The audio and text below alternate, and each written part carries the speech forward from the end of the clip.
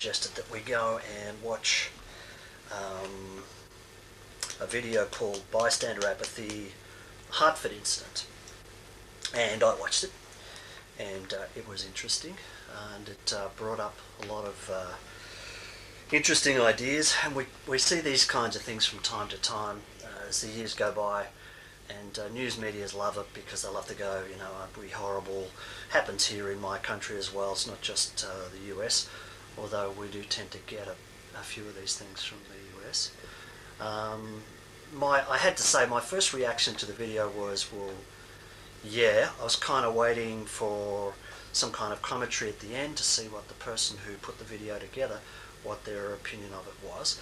And I read through the comments, which was kind of interesting. And I started to get a little bit annoyed, which is my fault, nothing to do with the video. And I was trying to figure out all day what it is about this that was sort of starting to cheese me off. One of I guess the top of the list, I have to register my bias.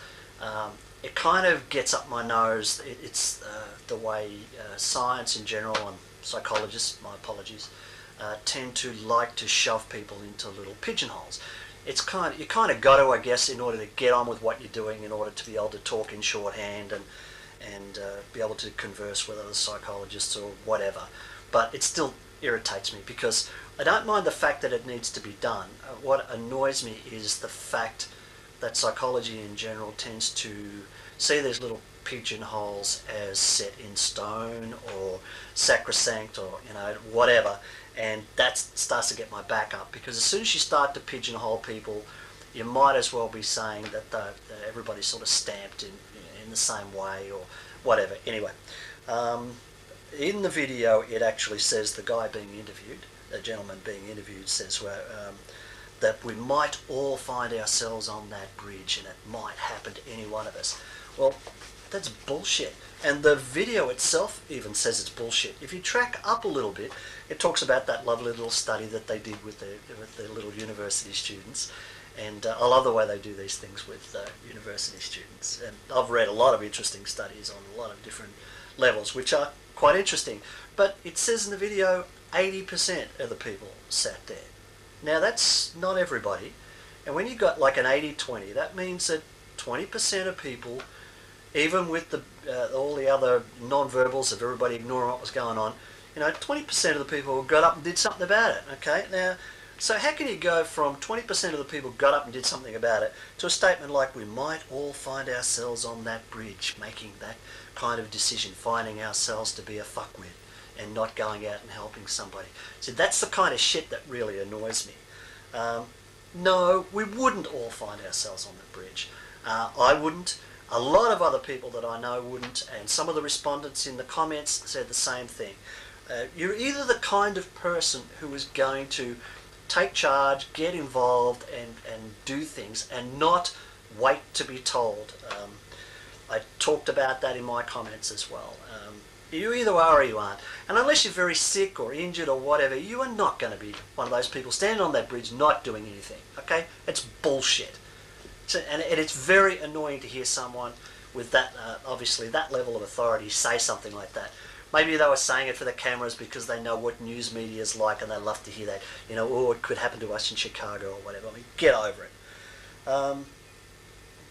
The other thing that annoyed me, which didn't have anything to do with the video, was that I put up a suggestion in comments. Mind you, I mean, there's no one says that the person who does the video necessarily has to respond or has to respond to the points that are brought up. But I did, and he responded to some of the points, but I made what I thought was an interesting suggestion about the educational effect. Both of our countries have the same arcane system. I mentioned it was, set up about 150 years ago in order to create a nice little pool of compliant workers who are only just educated just enough so that they didn't get too well organised and cause problems for the people who own the mills and the factories, etc. Now, although we love to put a nice, like, shiny edge on it, it's basically the same educational system. We pretty much do it the same way. And I have personal experience of this, so I'm not just talking through my ass like I usually do. And the system really hasn't changed all that much over 150 years. And yeah, I know, everybody loves to, and tell you about how wonderful it is and all that. It is pretty much the same educational system, and it has exactly the same goal. And if you read things about education in your country, my country, whatever, you will find that even industry sees it the same way. Industry knows that education exists to create qualified workers for them. That's why the system's there. Not independent thinkers, qualified workers. And you just ignored my point and did what most educated people do who are trying to defend their point. You skipped over it and threw out something else and another little thing and argued a separate point that I hadn't even brought up. And it's a common way of avoiding the point that's brought up, is to bring up something else, try to bamboozle it or round and round. I recognise it instantly because I do the same thing myself. So I'm not upset about it, I just think it's funny. It's just disappointing because it was a good video and it brings up some interesting points. Okay, one of the things that you did mention when you did respond to something that I wrote was that you felt that there was a big city versus small town mentality.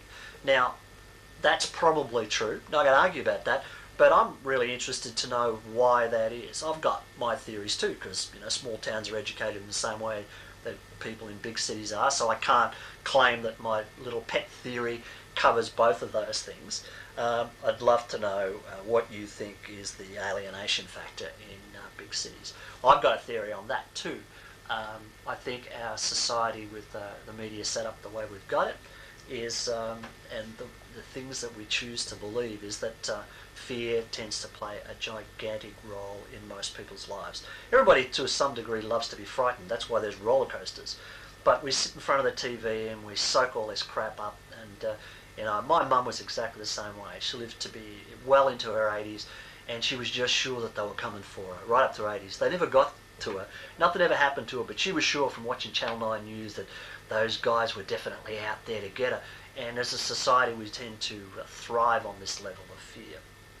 And I guess in a big city, there's plenty of things to be fearful of, but does that mean that we necessarily get smaller and therefore we're not prepared to do anything to help anybody else? So I find the whole thing very thin, but I can kind of see that there's a connection between the two. When I was discussing this with my son, he brought up the point that, which I've always said, is that there's no single answer to these things, and that's always a mixture of nature and nurture. And I do understand that. But the idea that we just sort of go back to pack mentality and we all stand around and what's going on, it's just garbage. It's not true. And even the video said that for 20% of the people it isn't true. And okay, 80% is pretty close to a big majority, but it's kind of selling the other 20% of the people a little bit short. Okay, that's pretty much it.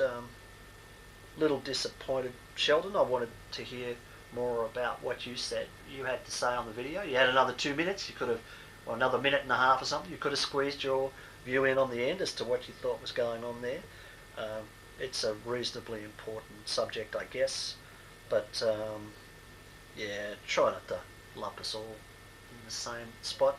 Oh yeah, and I mentioned, by the way, I was going to write this, and I might write it on the comments, that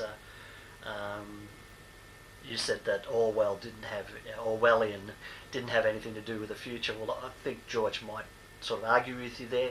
We seem to remember that the name of the book was 1984. It was set deeply into the future when Big Brother was coming for us. So I think to dismiss the idea that Orwellian has nothing to do with it.